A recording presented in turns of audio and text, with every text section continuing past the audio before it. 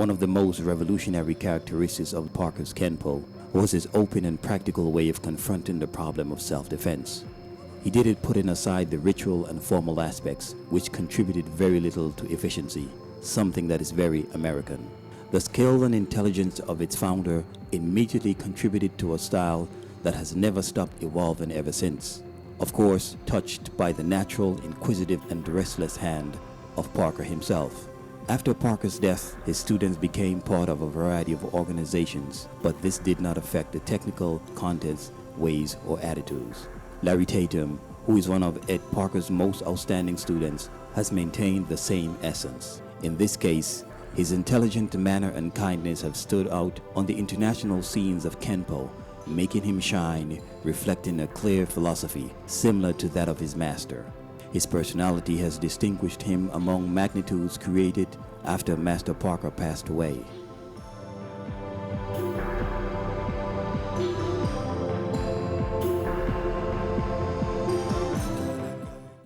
Hi, my name is Larry Tatum, and I'd like to welcome you to my video on Kenpo Karate. Now, in this video, I'm going to share with you this art and the concepts and principles that make it such a fascinating and an art that I'm sure you will love to practice.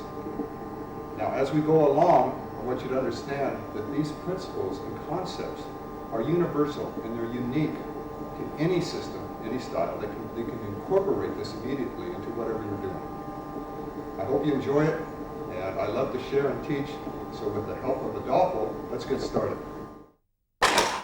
Okay, now, with the help of Adolfo, first thing I'm going to share with you is the concept of linear and circular motion, and how when they're blended together, they allow you to blend with encounters if you meet them in a street situation. Now let's take a left punch just as a base technique and idea. And let's say we block it.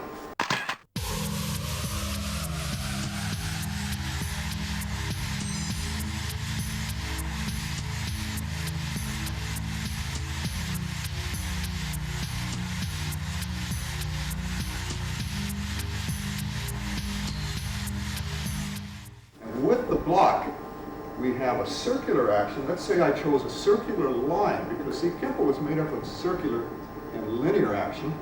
That on this circle, I can break the bridge of the nose, and then from breaking the nose here, I can shoot a linear line at this point, and then reappear with another circle.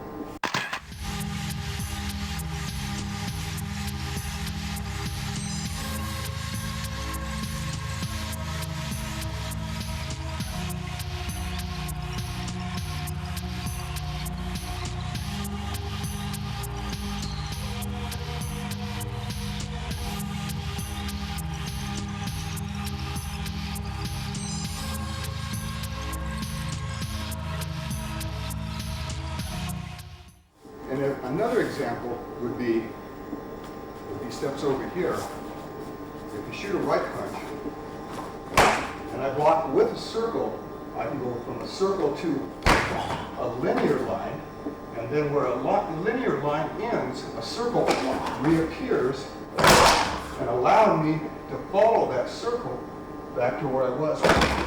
And then, from that action, I can reappear with an eye hook, which is no more than part of another circle. There.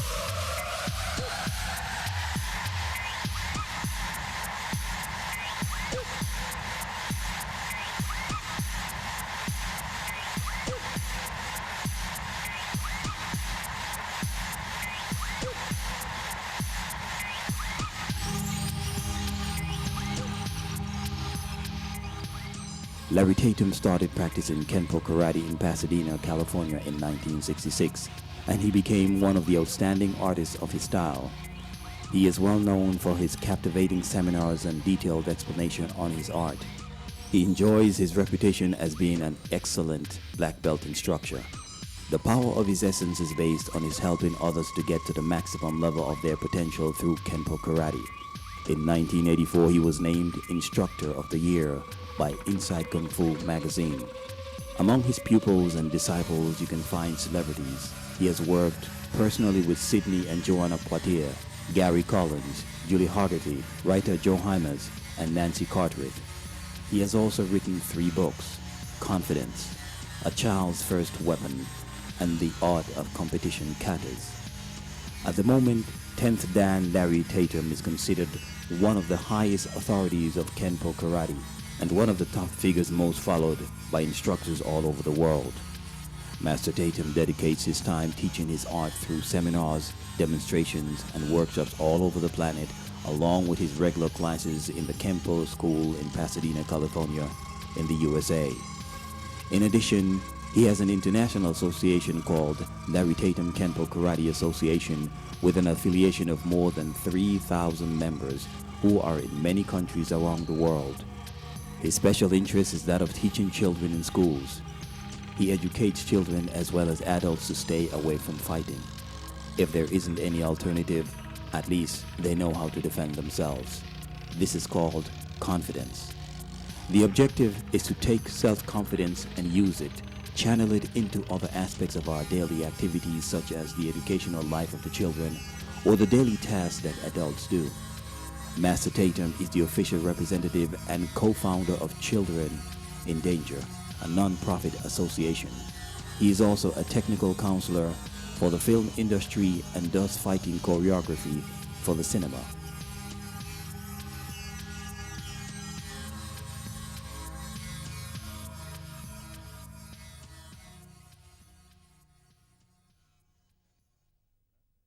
I started Kenpo when I was about 15 and a half years old. I used to watch a television series that had some karate, martial arts in it, and it reawakened something in me that was, I think, was in there ever since I was born. And my brother and I went down to Ed Parker's karate studio in Pasadena, California, and when I saw the black belts working out, I was impressed not only with their speed and their power and their technique, but I was impressed with the way that they held themselves with a tremendous amount of honor and dignity. And school was very boring for me, and this gave me another outlet, which in turn helped me in my schoolwork as well.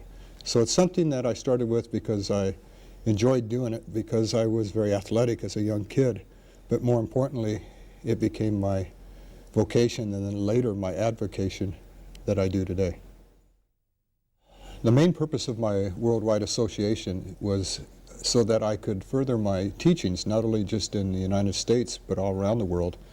I enjoy watching people learn, and I know the true benefits of Kenpo or any martial art when it's taught properly. In my teaching, I encourage people to realize that as a student, they can also become self-taught, particularly through this art of Kenpo. And I want them to not just follow, but I want them to investigate what is being taught to them.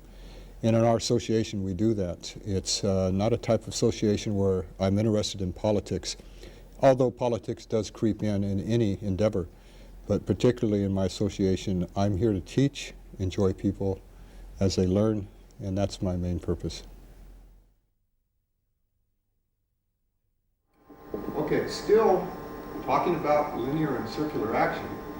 If we take a grab technique, that if I elongate a circle or I shorten a circle, you might say that in Kenpo we want to elongate circles, but we want to round our corners. Now, let's talk a little bit about offense and defense. In this technique, if I step back and I pin his hand, because I want to isolate the hand that grabbed me because I don't want it to travel someplace else. But if I pin his hand and I block it, that's a defensive move. But now, in my defense, then I can begin my offense. But if I elongate the same circle in my defense, I can put my offense first, so that my offense is part of my defense as well. This breaks the nose, also breaks the grab, and then I can move from that point again.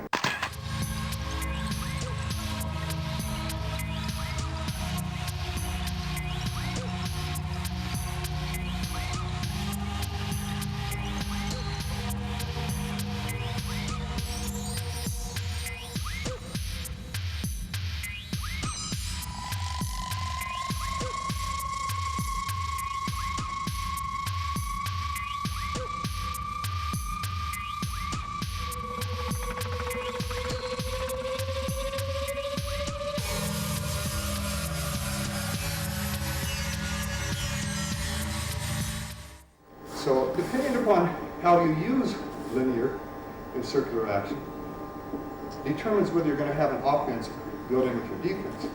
Now, if I take a grab technique like this on the other side, and I pin the hand again because we want to isolate that grab, and I step back and I apply a break to the elbow joint. This is no more than part of a circle. Here's my offense and here's my defense built in together. If I continue this, if I reverse the circle, then still working with circular and linear action as we move along throughout our techniques. Thank you, guys.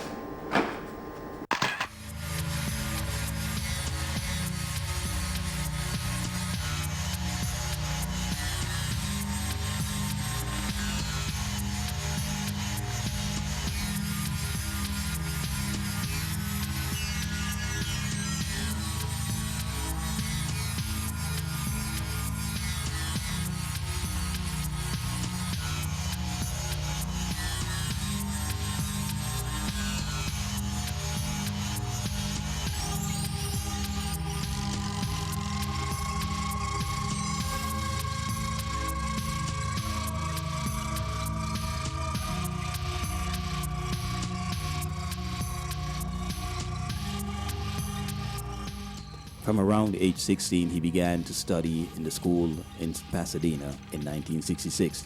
He realized that his evolution in the art of Kenpo would be a lifelong dedication, which later became a true vocation. Destiny had it that at that time, Mr. Tatum lived a few blocks away from Ed Parker's house, which he completely took advantage of and which permitted him to practice and live daily with the Grand Master.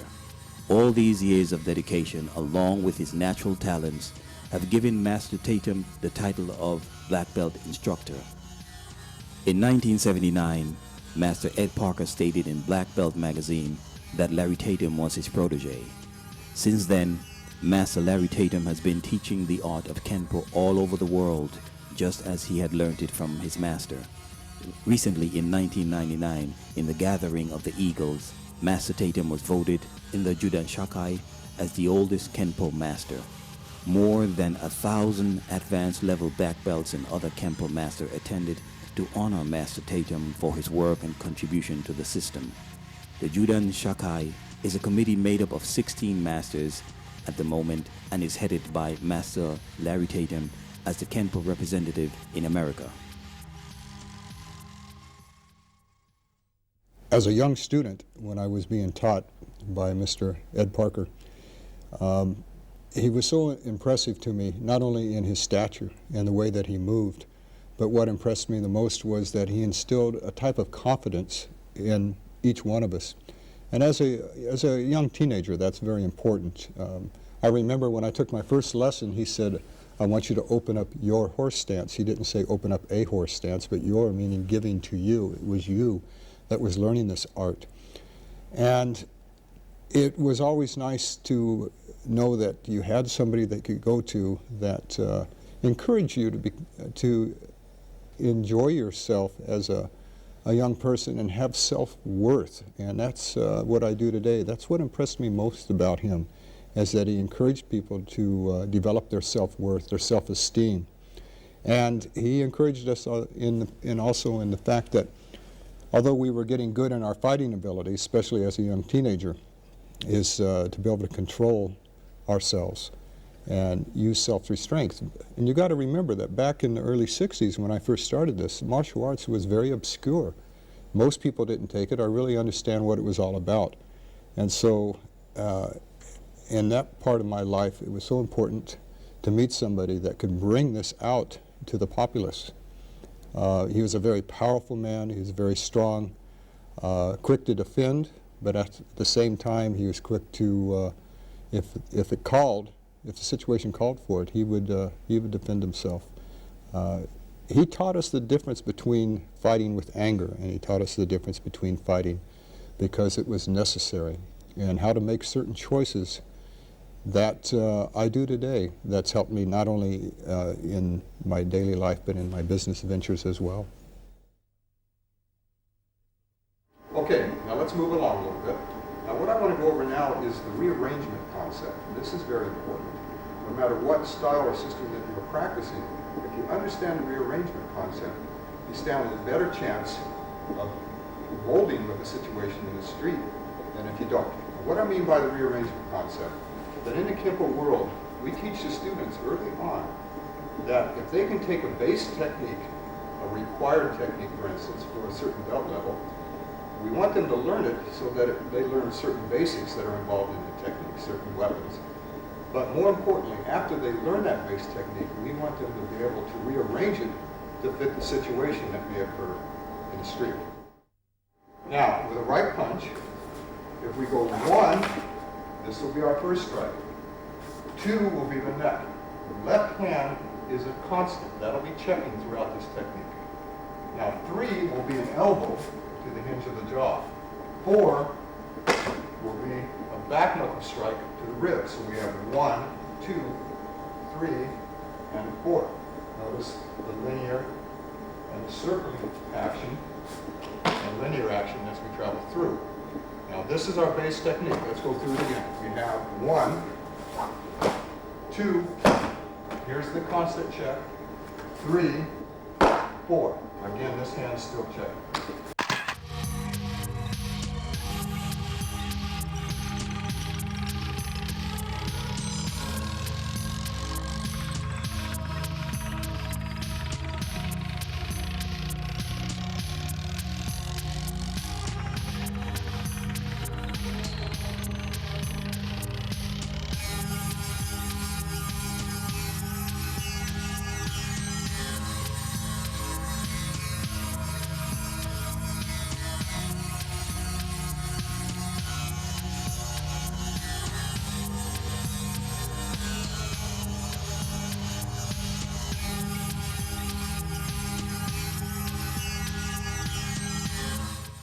Right, now, that's a base technique that I may teach a student. But if I'm on the street and we have 1 and 2 unchecked, okay, check my hand, 2 is checked, go down to 4, back up to 2, and then to 3.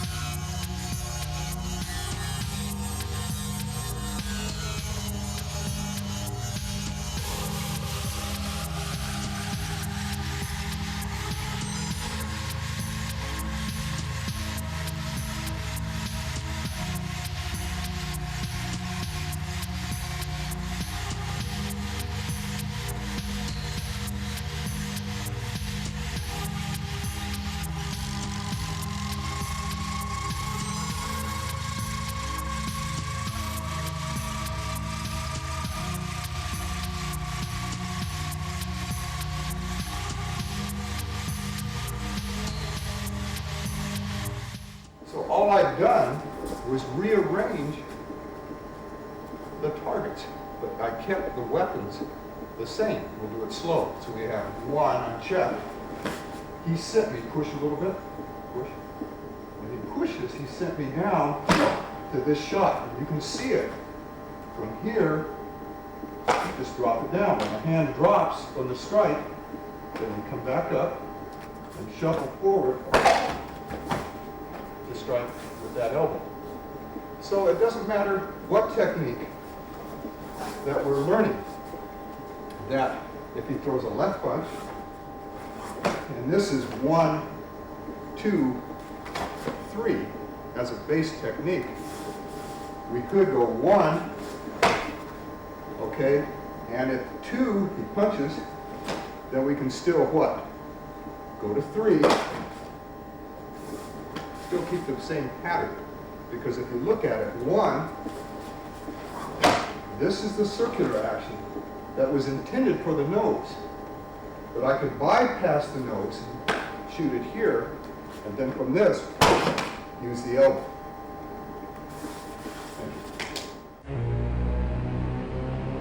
Master Tatum's main objective when teaching is to help the Kenpo practitioner to learn and comprehend the Kenpo karate system.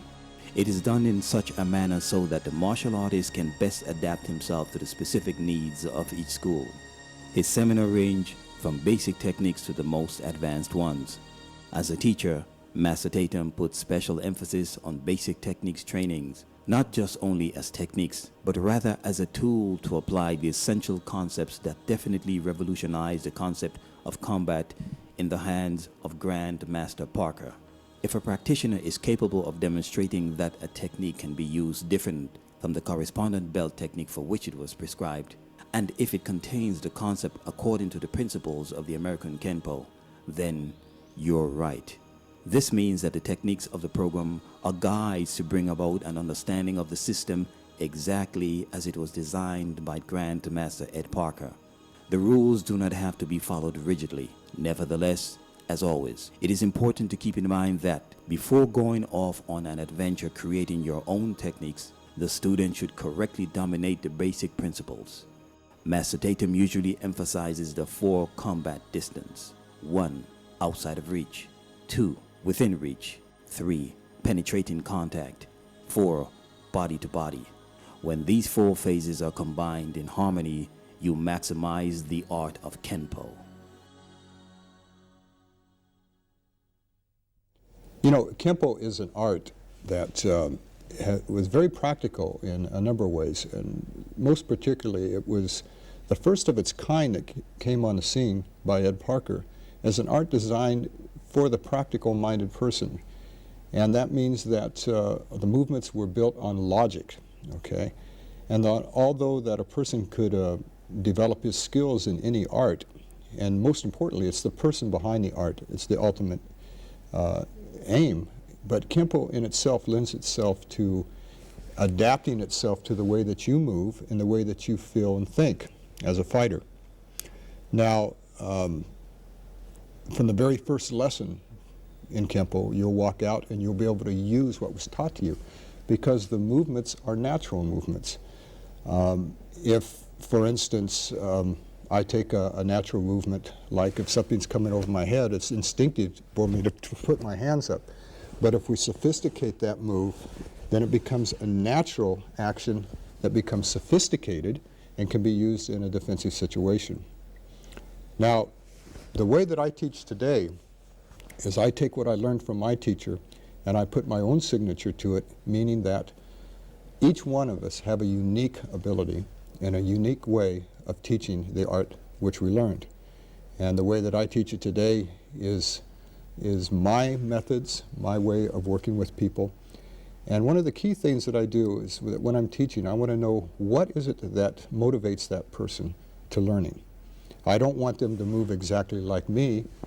I want them to move the way that's comfortable for them. You know, it's like an English teacher will put up a letter A on a blackboard and ask the class to draw that same letter.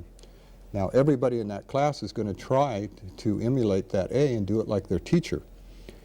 But what's important is that when the teacher looks at all the different A's, each one's going to be a little different. And now the important thing is it doesn't look exactly like the teacher's A, because she has years of experience. But the important thing is that A is legible and can be read. And it's the same thing with the art of Kenpo. I want you first to be able to use it to defend yourself, and then later on, its effectiveness will grow because then you will perfect it. But it's not so important for you to perfect it right from the very beginning. as much as it is for it to be legible. In other words, to be workable for you.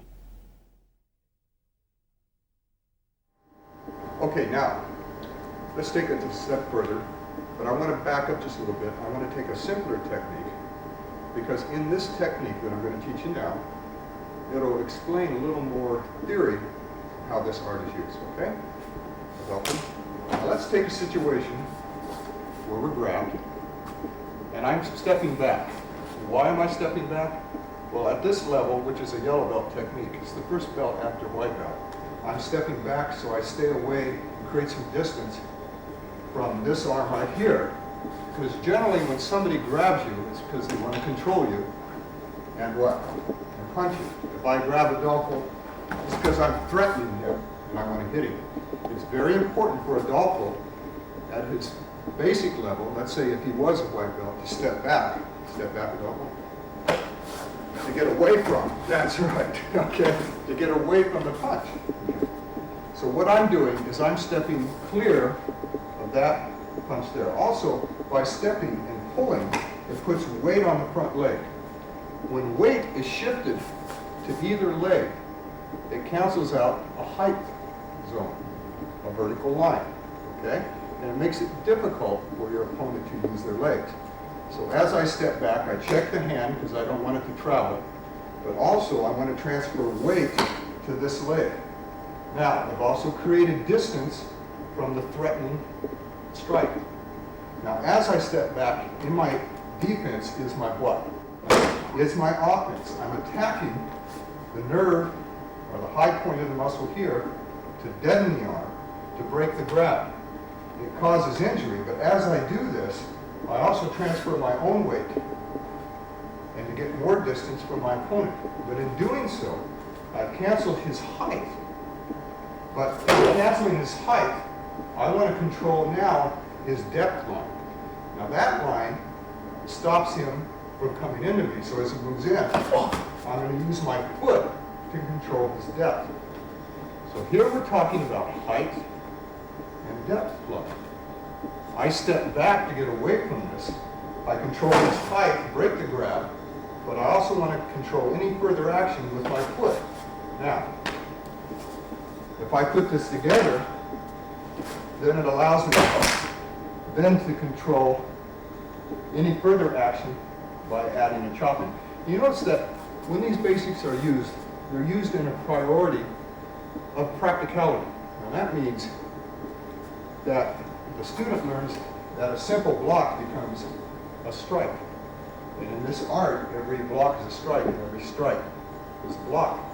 He also learns that a simple snap kick sets up each move. You might say that the art of Kenpo is like shooting pool. And if you've ever shot the game of pool, you know the object is, after you get the ball into the pocket, to set the cue ball up for the next shot. It's the same thing with the art of Kenpo, is that each move, this move sets up this move, and this hand is already in line to the target as well.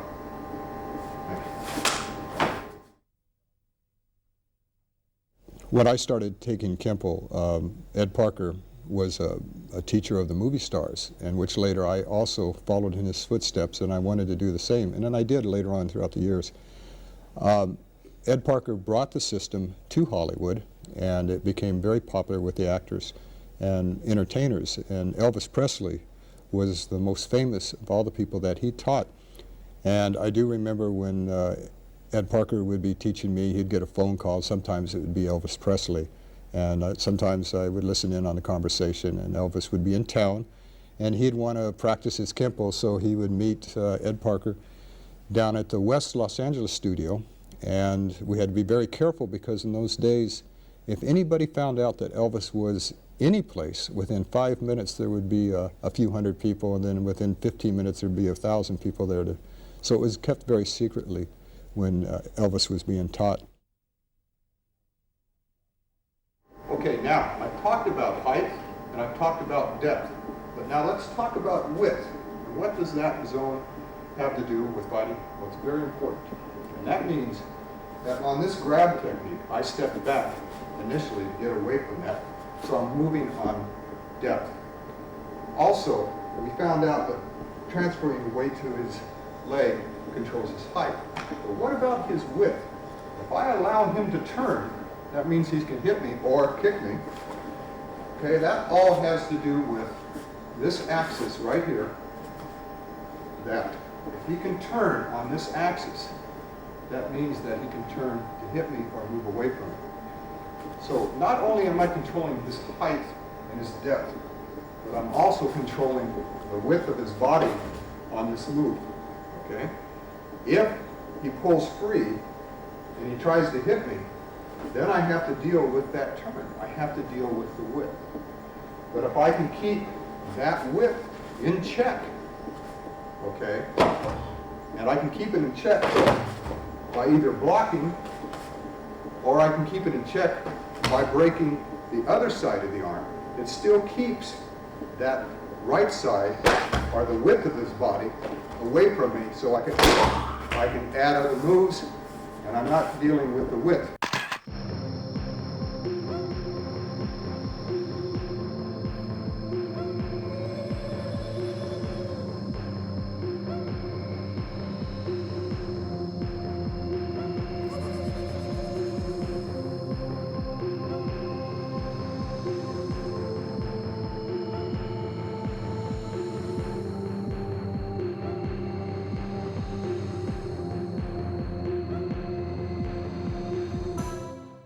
Now, another way of dealing with width is if he comes over here, right punch,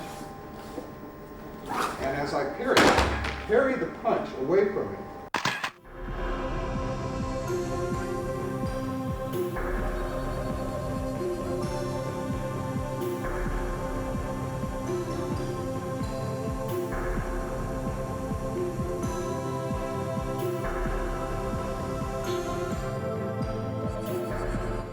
very concerned about the left side of his body, okay? Because, just stay there. This is, keep your foot forward, go back. This is still width. That's what I'm concerned with. Right, do the punch again. As I move from, and I break here, I'm watching the width of his body.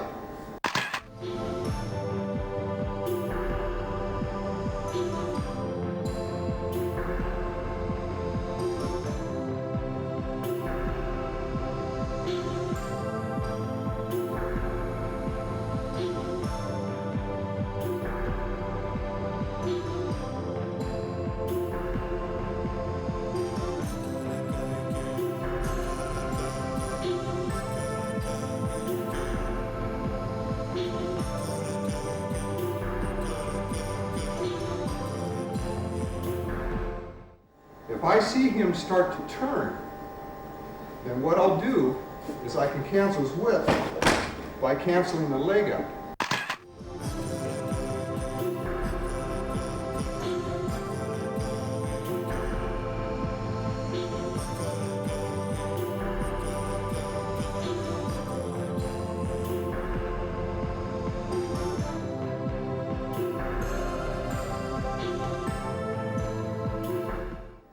That also controls his height as well.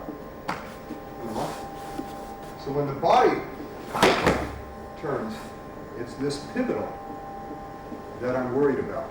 It's the pivotal point. Okay? Also, I have to be concerned with this leg down here. Okay, now, Adolfo doing the technique, I'm going to show you the dangers of not being concerned with somebody's height. And I'll show you, Adolfo, I'll punch you. Is this action here is because I still have a height line available.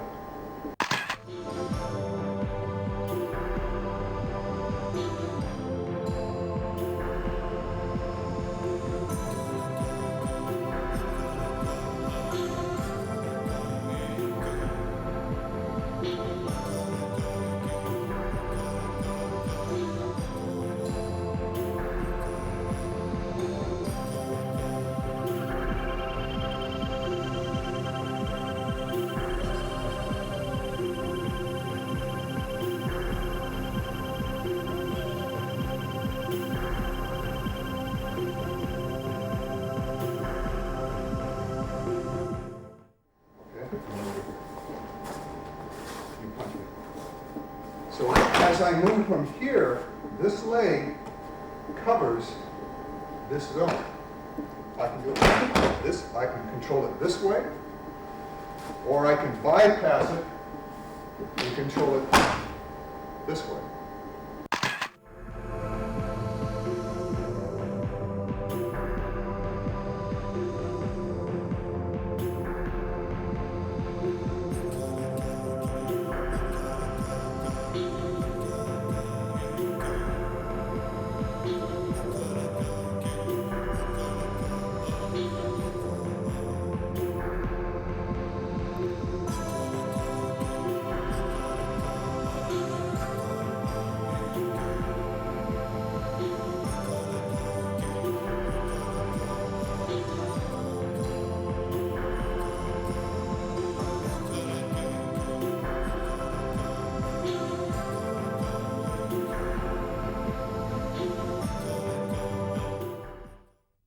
Thank you, Bill.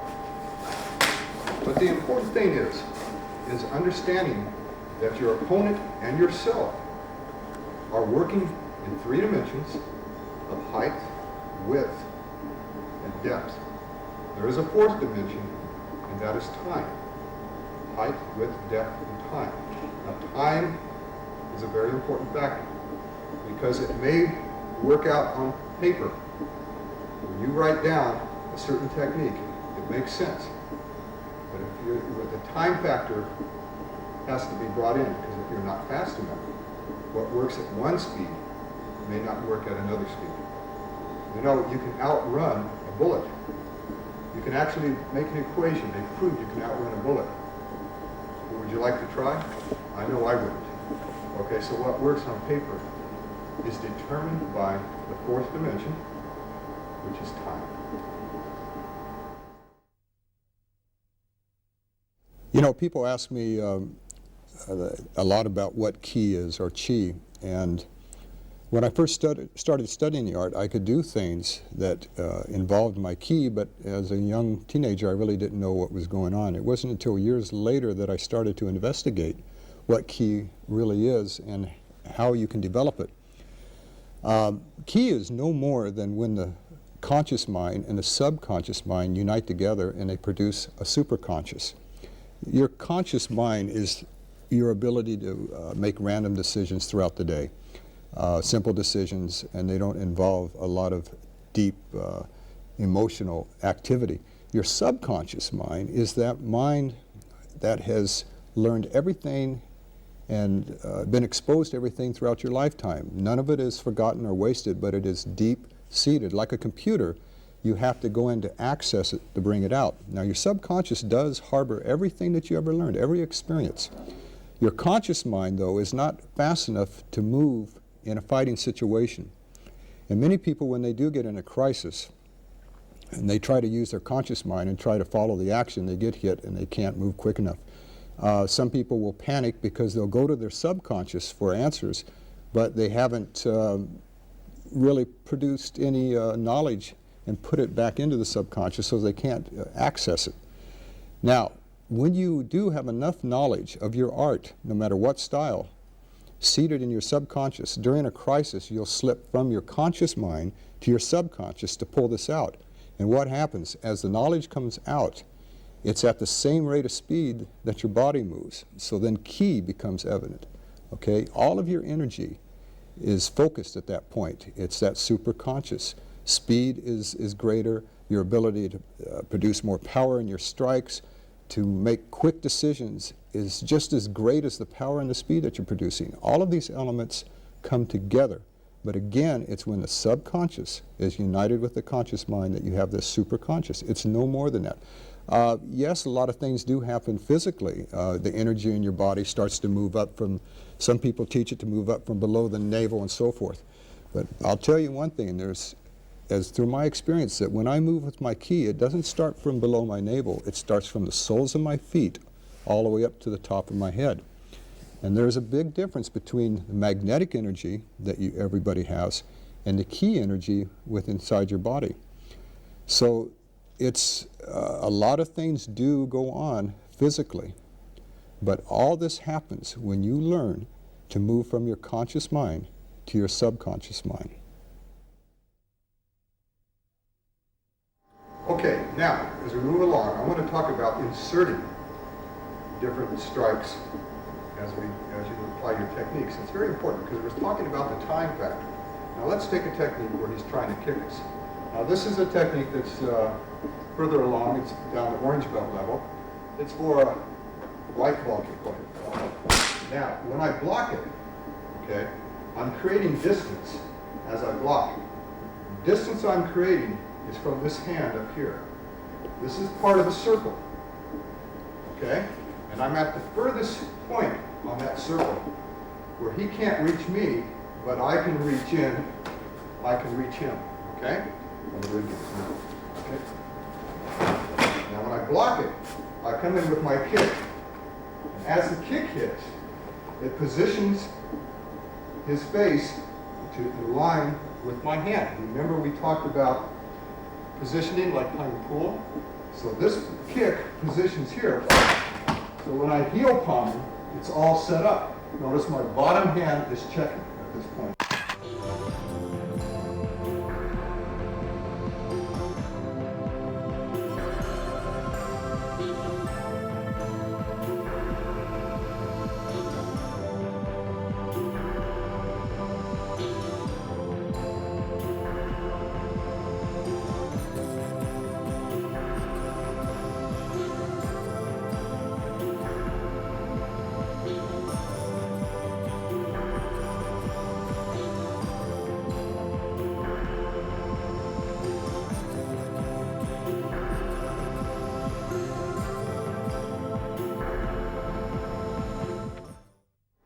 Now that's a base technique. Let's do it again.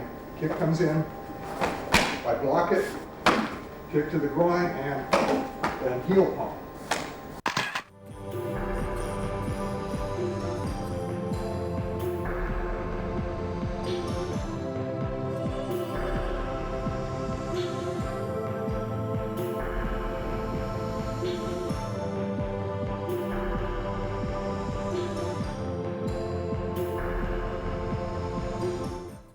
Now, let's add an insert. Remember we talked about the fourth dimension? The time factor? When that kick comes, right, I can hook an eye before, as a minor move, before I actually add the kick from this point. And then from there on, you can insert whatever you guys want to do. Thank you.